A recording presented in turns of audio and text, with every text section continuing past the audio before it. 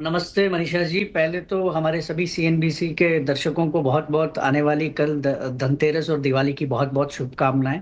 और आपको भी।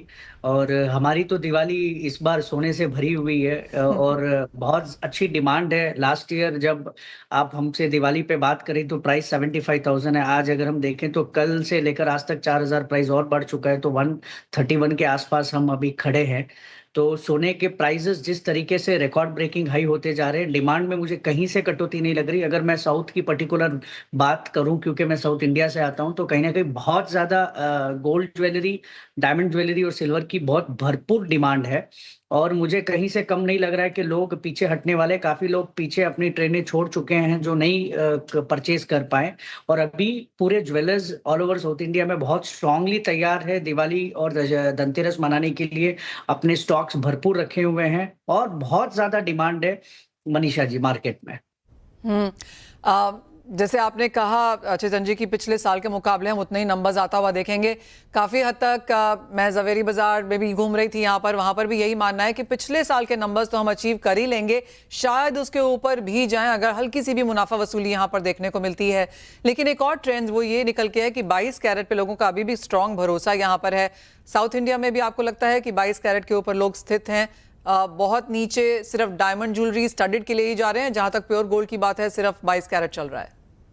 मनीषा जी, जैसे अगर हम साउथ इंडिया की बात करें, जो जवेरी बाजार मैन्युफैक्चरिंग करता है ज्वेलरी, तो मेजॉरिटी उनका जो सप्लाई होता है वो साउथ इंडिया की चेन की तरफ से होता है। तो 22 कैरेट के सोने पर कहीं पर भी किसी का भरोसा कम नहीं हुआ है। और साउथ इंडिया में कम क्वांटिटी परचेज करने पे उनका विश्वास है, लेकिन क्वालिटी में कॉम्प्रोमाइज नहीं करते हैं।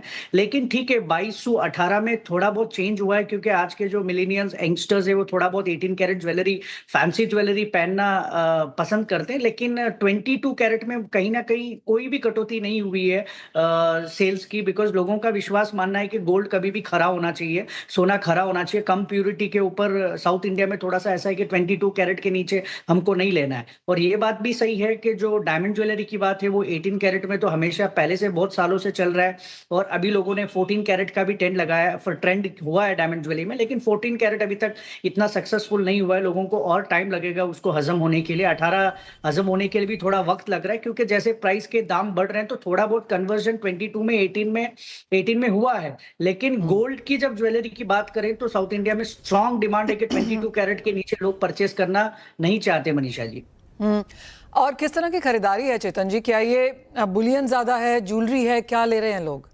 बुलियन का तो मैं वैसे भी कहूंगा कि लोग ज्यादा से ज्यादा ज्वेलरी में ही इन्वेस्ट करें। और लास्ट टाइम जब आपसे मेरी बात हुई तो आप कह रहे थे कि दिवाली पे कैसी रहेगी सेल, तो मैंने आपको लास्ट टाइम ही कहा था कि 10 से 15% हमारी सेल ज्यादा रहेगी। तो इस साल 10 से 15% सेल हमारी ज्यादा भी है। और ब्राइडल ज्वेलरी में, बड़े ज्वेलरी में बहुत ज्यादा डिमांड है साउथ इंडिया में, क्योंकि कल मेरे कुछ ज्वेलर भाइयों से बात हो रही थी और मैं मार्केट की ले रहा था डिटेल्स के कैसे मार्केट चल रहा है, क्योंकि हम खुद मैन्युफैक्चर है, सप्लाई करते, तो हमें पता होता है कि मार्केट में क्या डिमांड है।